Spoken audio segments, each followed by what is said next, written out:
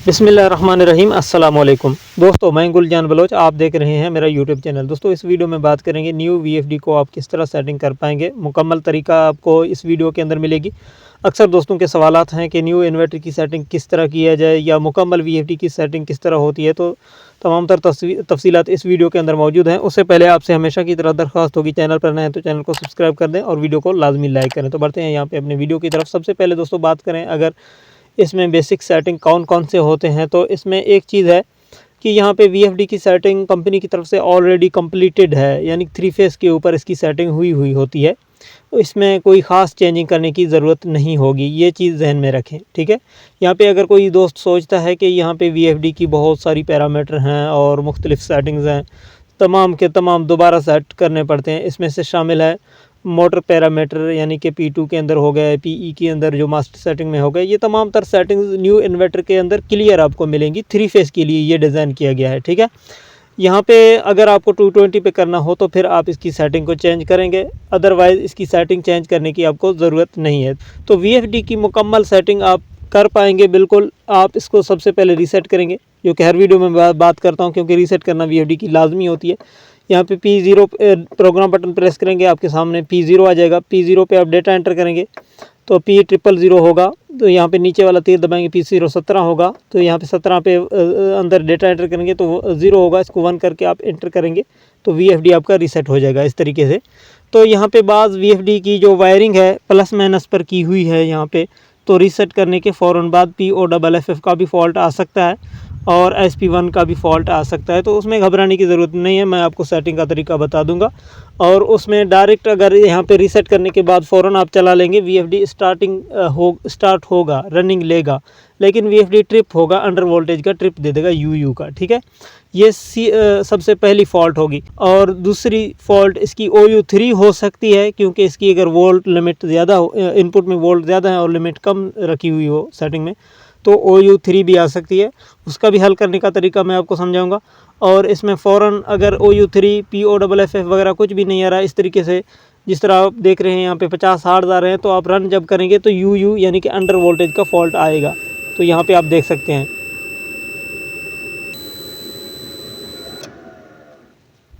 यहाँ पे आप देख सकते हैं ये अंडर वोल्टेज का फॉल्ट इसने दे दिया है UV का। तो इसको आप किस तरह ठीक करेंगे, ये तमाम तर तफसीलात इस वीडियो में आपको मिलेंगी, ठीक है। एक होगी POFF, दूसरी होगी OU3, तीसरी होगी यहाँ पे अंडर वोल्टेज UV। और इसके अलावा अगर कोई फॉल्ट होगा तो वो आपकी VFD की इंटरनल या आपकी केबल में मसला या आपका मोटर का होगा। उसमें से शामिल है OC1, OC3, SP0, OUT1, OUT2, OUT3 और इसके अलावा OL2, और इसके अलावा बहुत सारी चीज़ें हैं, ITE और BCE। इसमें बहुत सारी चीज़ें यहाँ पे काउंट करना ज़रा मुश्किल है, लेकिन ये चीज़ें हो सकती हैं। वो फिर आपने सिस्टम को चेक करना पड़ेगा। OC3, OC1 अगर आ रहा है तो केबल को आपको चेक करना पड़ेगा। जो आपकी 3 फेज़ केबल होगी, मोटर की तरफ जा रहा है तो वो कहीं पर शॉर्ट है। OC3, OC1 अगर दे रहा है रनिंग के बाद, अगर रनिंग से पहले OC3 दे रहा है, रन ही नहीं हो रहा, या OC1 दे रहा है, तो मॉड्यूल में या आपकी इन्वर्टर की सर्किट में कोई मसला होगा, वो आपको रिपेयर कराना पड़ेगा, ठीक है। अगर SP0 दे रहा है तो आपकी मोटर जो है ना, मोटर की तरफ जो 3 तारें जा रही हैं, तो उसमें से एक मिसिंग है, ठीक है। इस वजह से SP0 आ जाएगा। अगर OL1 दे रहा है तो आपकी मोटर की पैरामीटर ठीक नहीं है, वो सेटिंग में हल हो सकता है। लेकिन अगर ज़्यादा मोटर लोड ले रहा है तो उस वजह से OL1 आ सकता है। अगर OL2 दे रहा है तो आपका मोटर हैवी है और इन्वर्टर छोटी है, वो भी सेटिंग से हल नहीं होगा, ठीक है ना। बाज़ तरीक़ों से हमने सेटिंग में हल करने की कोशिश की है, बाज़ जगहों पर कामयाब भी हम रहे हैं। उसकी वीडियो अलग से आप सर्च करेंगे OL2 के हवाले से, हमारी चैनल में भी आपको मिलेगी। तो वहाँ पे बाज़ केसेस में OL2 हल होता है मसला, लेकिन उसमें ज़्यादातर आपकी मोटर हैवी होती है, इन्वर्टर छोटी होती है, तो इन्वर्टर लोड बर्दाश्त नहीं कर रहा, ठीक है। तो यहाँ पे आप बाकी जो दीगर यहाँ पे चीज़ें होंगी, OUT1, OUT2 वगैरह, वो आपकी IGBT मॉड्यूल या आउटपुट केबल वगैरह की प्रॉब्लम हो सकती है। और इसके अलावा भी फॉल्ट्स ऐसे हैं IT, जैसे IT या BCE या इस तरीके की फॉल्ट्स आते हैं, तो वो भी आपकी इन्वर्टर की इंटरनल प्रॉब्लम्स होंगी, यानी कि अंदरूनी प्रॉब्लम होंगी।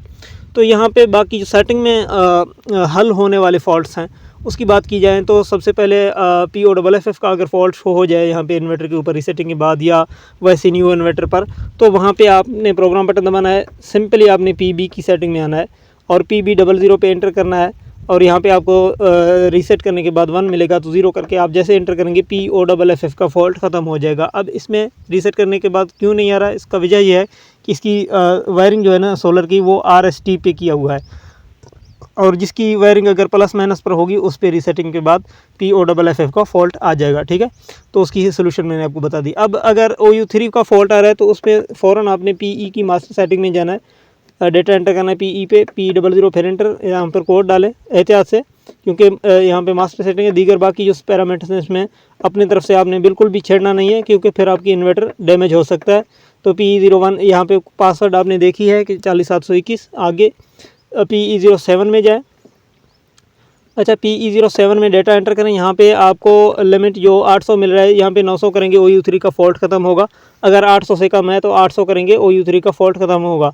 तो यहाँ पे एक चीज़ नोट करें, PE10 की सेटिंग चेक करें, यहाँ पे देखें 115 है। अगर आप OU3 का आपको सामना है तो 100 से ज़्यादा है तो आपने 100 पे लाजमी लाना है। 100 पे लाने के बावजूद भी OU3 आ रहा है तो स्ट्रिंग में आपने प्लेटें कम करनी है, अदरवाइज़ आपका इन्वर्टर जल सकता है।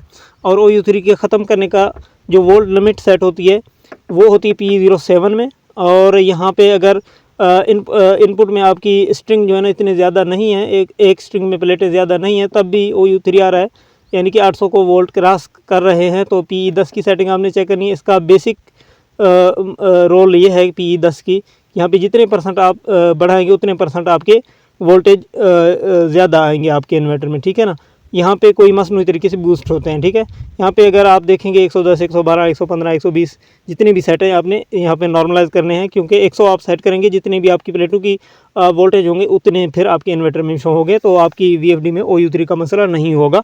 तो ये चीज़ें आपकी समझ में आनी चाहिए, क्योंकि यहाँ पे OU3 का अलार्म जब देता है इन्वर्टर, तो फिर इन्वर्टर ये खतरे की घंटी दे देता है आपको, क्योंकि फिर वोल्ट हाई होते हैं, तो वोल्ट हाई होने की वजह से आपका इन्वर्टर नुकसान हो सकता है, जल सकता है। ठीक है, तो बाकी दीगर यहाँ पे कंफर्मेशन के लिए आपको मैं बता दूं, PE की सेटिंग में PE04 आपकी 380 लाजमी होनी चाहिए, और PE08 की सेटिंग आपकी, अगर वोल्टेज आपकी 500 प्लस है तो 350 होगी, अगर 500 से कम है तो यहाँ पे 250 200 आप करेंगे, क्योंकि नहीं तो ये अंडर वोल्टेज का फॉल्ट देगा UU का, क्योंकि यहाँ पे ये 350 इनपुट वोल्ट लिमिट होती है, इससे अगर नीचे वोल्ट हो गए तो आपका VFD POFF का फॉल्ट देगा।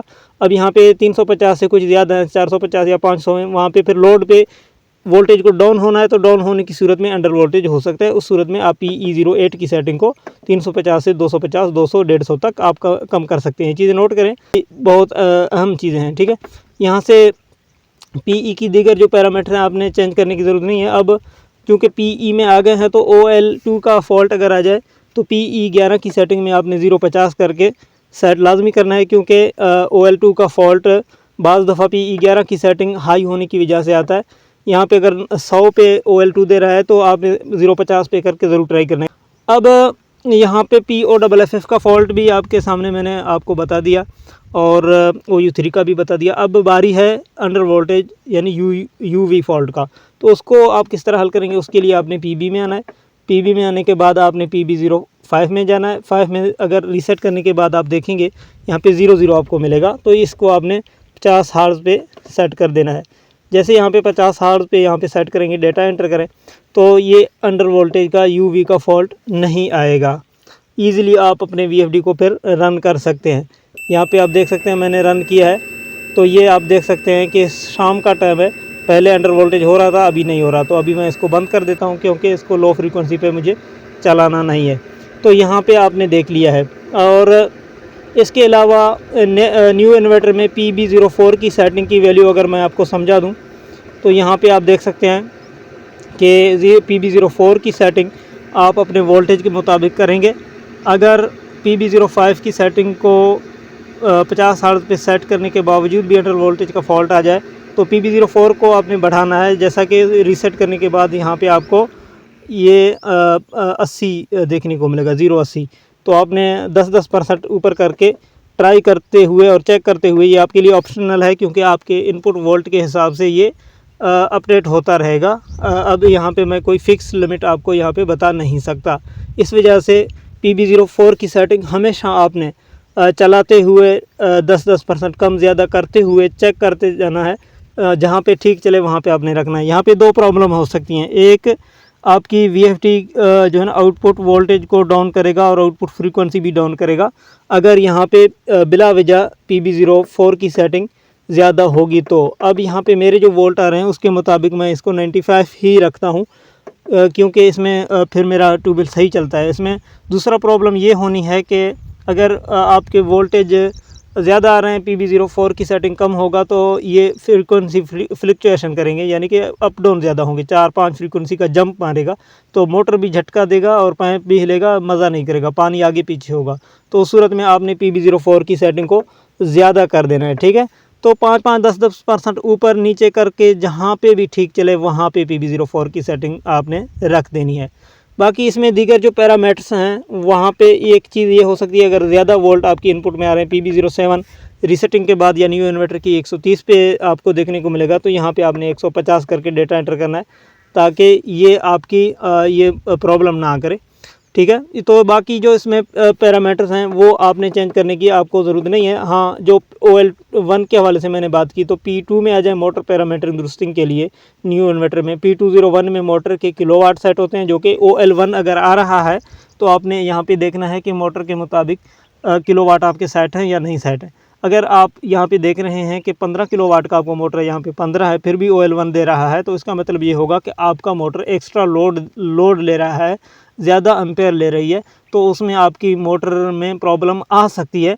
अदरवाइज़ यहाँ पे आपने OL1 का फॉल्ट हर सूरत ख़त्म करना है तो यहाँ पे मोटर की फिर कैपेसिटी से ज़्यादा किलोवाट आप यहाँ पे सेट कर सकते हैं, यानी कि 15 किलोवाट पे अगर आपकी मोटर फिर भी OL1 दे रहा है, फिर आपको ख़त्म करना है 2 किलोवाट मज़ीद बढ़ाएं, 15 से 17 करें, तो आपका मोटर जो है ना OL1 का फॉल्ट छोड़ दे देगा। तो यहाँ पे P202 में मोटर हार्ड सेट होते हैं, यानी फ्रीक्वेंसी 50 नॉर्मल है। P203 में मोटर के जो है ना RPM सेट होते हैं। ये मोटर की स्पीड है, चक्कर हैं, ये भी आपने मोटर के मुताबिक रखना है, 1460 नॉर्मल है। P204 में 380 यहाँ पे आपको देखने को मिल रहा है। ये मोटर के वोल्ट हैं, ये इम्पॉर्टेंट है, अहम है, यहाँ पे 380 लाजमी होनी चाहिए 380 की मोटर के ऊपर। या आप 220 वाली कोई चीज़ चला रहे हैं तो लाजमन यहाँ पे 220 लिखें, ना तो आपकी चीज़ें ख़राब हो सकती हैं। P205 मोटर के एम्पेयर होते हैं, तो इससे आगे आपने इसकी सेटिंग में जानने की आपको ज़रूरत नहीं है। तो ये P2 में मोटर पैरामीटरिंग हो गई, और PB प्रोटेक्शन ग्रुप हो गई जो कि मैंने आपको समझाया है, और PE मास्टर सेटिंग हो गई, वो भी मैंने आपको समझाया है। अब यहाँ पे P0 में कुछ सेटिंग आप अगर चेंज करना चाहें तो कर सकते हैं। P003 में फ्रीक्वेंसी कम ज़्यादा आप 50 से कर सकते हैं, जितना चाहें, 60 करें, 70 करें, 55 करें। इसमें फिर P003 में भी आपने चेंज करना है, बढ़ाना है, यहाँ पे जैसा 50 मिल रहा है। तो P004 में भी आपने चेंज करना है, 50 से आगे करना है, अगर आपको ज़रूरत पड़ी P006 में भी आगे करना है, ठीक है। ये तो हो गई फ्रीक्वेंसी, आप अगर ज़्यादा लेना चाहते हैं। वैसे फ्रीक्वेंसी आप ज़्यादा ना करें, क्योंकि आपकी मोटर की जो कैपेसिटी है, ज़्यादातर जो मोटरें आती हैं 50 से आगे की नहीं है। कुछ मोटर ऐसे हैं कि 60 पे चलते हैं, फिर अगर आपके पास प्लेटें ज़्यादा हैं तो आप 60 पे कर सकते हैं। इससे आगे P011 की जो सेटिंग है, मोटर रनिंग स्पीड टाइम है, यहाँ पे अगर कम करेंगे 20 से तो जल्दी आपका मोटर जो है ना रन अप लेगा।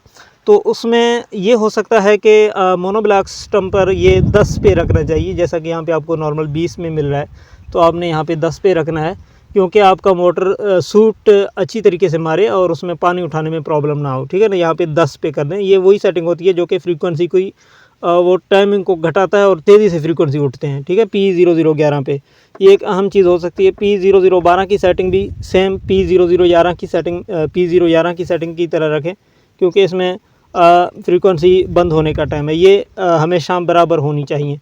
और इसके अलावा P013 जो है, ये मोटर के चक्कर को चेंज करेगा, स्टॉप करके मुकम्मल मोटर बंद करके यहाँ पे आप 1 करेंगे तो दूसरी सेट मोटर चलेगी, अगर आप 0 पे रखेंगे हुए हैं तो उस तरफ चलती है, यानी कि ये यहाँ पे आपकी मोटर की चक्कर को चेंज करता है।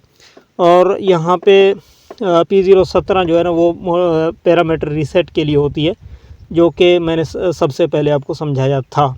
तो न्यू इन्वर्टर को सेटिंग करके चलाने के लिए ये जो तरीक़ाकार मैंने समझाया है, मैं समझता हूँ कि ये आपके लिए काफ़ी होगी, क्योंकि यहाँ पे बाकी जो पैरामीटर इसमें हज़ारों सैकड़ों की तादाद में हैं, वो ऑलरेडी आपको जो है ना इसकी सेट मिलेंगे, उसमें आपको चेंजिंग करने की ज़रूरत नहीं पड़ेगी। कुछ ही केसेस में आपको पीई की सेटिंग में जाने की ज़रूरत होगी, जो कि मैंने आपको समझाया है। लेकिन नॉर्मली आपको पीई की सेटिंग में भी जाने की ज़रूरत नहीं है, P2 की सेटिंग में भी जाने की ज़रूरत नहीं है। सिर्फ़ आप रीसेट करके पीबी की चंद सेटिंग्स सेट करके आप इसको बआसानी रन कर सकते हैं। और मोटर पैरामीटरिंग की दुरुस्तगी के लिए आप P2 की ग्रुप का विज़िट कर सकते हैं, क्योंकि ऐसा ना हो कि यहाँ पे लोड मोटर के ऊपर ज़्यादा हो और आप P201 जो कि मोटर किलोवाट होते हैं वहाँ पे किलोवाट ज़्यादा हो, तो लोड पड़ने की सूरत में इन्वर्टर मोटर को ट्रिप ना करे, मोटर का कोई नुकसान हो, तो इस वजह से P201 की सेटिंग और P204 जो कि मोटर वोल्टेज होते हैं वहाँ पे आपको चेक करना लाजमी है। बाकी आप चाहें तो इस तरीके से रीसेट करके पीबी की चंद सेटिंग सेट करके बआसानी वीएफडी को रन कर सकते हैं। तो ज़्यादा मुश्किल नहीं है वीएफडी की मुकम्मल सेटिंग।